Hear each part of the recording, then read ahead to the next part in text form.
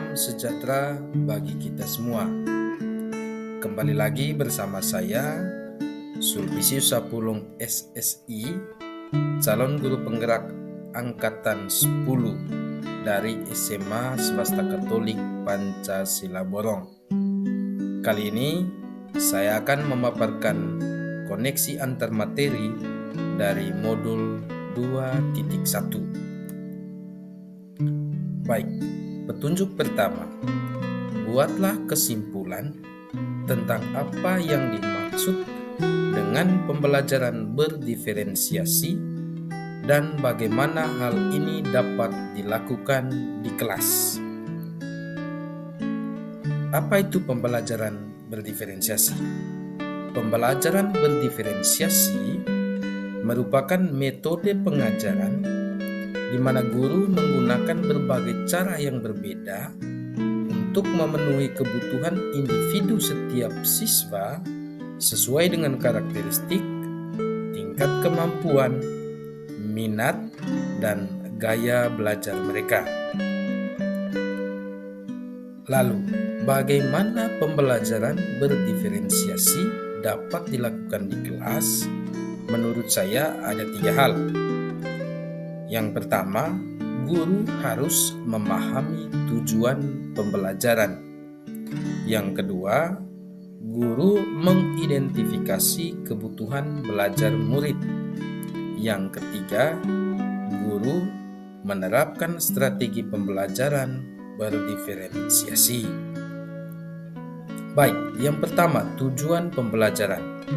Guru harus memahami tujuan pembelajaran agar mampu merencanakan dan melaksanakan kegiatan pembelajaran bersama murid di dalam kelas. Yang kedua, kebutuhan belajar murid.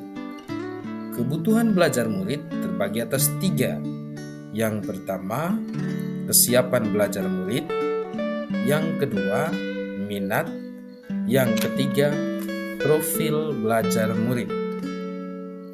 Berkaitan dengan kesiapan belajar murid, ini mengenai bagaimana pengetahuan awal murid atau sejauh mana pemahaman murid akan materi yang akan dipelajari.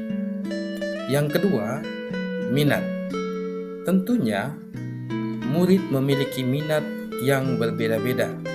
Ingat bahwa minat penting untuk diperhatikan karena bagi siswa, minat merupakan salah satu motivator agar murid terlihat lebih aktif dalam proses pembelajaran. Yang ketiga, profil belajar murid. Profil belajar murid berkaitan dengan lingkungan, gaya belajar, budaya, dan kecerdasan majemuk dari masing-masing peserta didik atau dari masing-masing murid. Yang berikutnya, strategi pembelajaran berdiferensiasi terbagi atas 3. Yang pertama, diferensiasi konten. Yang kedua, diferensiasi proses. Yang ketiga, diferensiasi produk. Diferensiasi konten berkaitan dengan apa yang akan kita ajarkan, seperti materi atau konsep yang sesuai dengan kurikulum. Ini berkaitan dengan format yang kita gunakan untuk menyampaikan materi. Yang kedua, diferensiasi proses. Diferensiasi proses berkaitan dengan proses yang akan berjalan selama pembelajaran. Pada intinya, diferensiasi proses itu bagaimana cara yang dilakukan oleh murid untuk memahami materi yang diajarkan atau konten yang diberikan oleh guru. Yang ketiga, diferensiasi produk. Diferensiasi produk berkaitan dengan bukti atau karya yang menunjukkan pemahaman murid sebagai hasil belajar mereka. Berikutnya, petunjuk kedua. Jelaskan bagaimana pembelajaran berdiferensiasi dapat memenuhi kebutuhan belajar murid dan membantu mencapai hasil belajar yang optimal. Jelaskan pula bagaimana Anda melihat kaitan antar materi dalam modul ini dengan modul lain di program pendidikan guru penggerak. Baik, pembelajaran berdiferensiasi tentunya dilaksanakan dengan menyesuaikan metode dengan kebutuhan murid.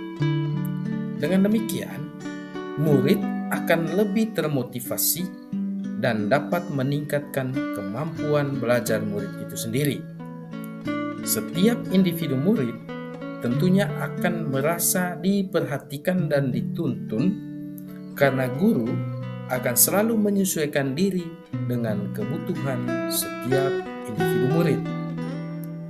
Dengan penerapan pembelajaran berdiferensiasi, kemampuan murid dapat dioptimalkan. Pembelajaran berdiferensiasi juga membantu murid agar dapat belajar dengan cara yang efektif sesuai dengan gaya belajar mereka. Lalu, bagaimana kaitan modul dengan modul 2.1? Yang pertama, kaitan antara modul 2.1 dan 1.1. Modul 2.1 yaitu pembelajaran untuk memenuhi kebutuhan belajar murid, dan modul 1.1 adalah refleksi filosofi pendidikan Ki Hajar Dewantara. Pembelajaran berdiferensiasi dapat dilaksanakan dengan baik apabila guru dapat menuntun murid sesuai dengan kodrat alam dan kodrat zaman. Hal ini selaras dengan filosofi pemikiran Ki Hajar Dewantara. Lalu, bagaimana kaitan modul 2.1 dengan 1.2? Ingat bahwa modul 1.2 itu tentang nilai-nilai dan peran guru penggerak. Dalam pembelajaran berdiferensiasi, guru harus dapat mengimplementasikan nilai-nilai dan peran guru penggerak agar dapat menciptakan pembelajaran yang berpihak pada murid. Yang berikutnya, kaitan antara modul 2.1 dengan modul 1.3. Ingat bahwa modul 1.3 adalah visi guru penggerak. Pembelajaran berdiferensiasi merupakan salah satu cara dalam mewujudkan visi seorang guru penggerak. Jadi, kaitannya jelaskan. Yang berikut, kaitan modul 2.1 dengan modul 1.4. Modul 1.4 adalah budaya positif. Dalam pembelajaran berdiferensiasi, guru dapat menerapkan keyakinan kelas dan menjunjung tinggi nilai-nilai kebajikan universal guna menciptakan budaya positif di dalam kelas. Yang berikutnya adalah terima kasih, salam, dan bahagia.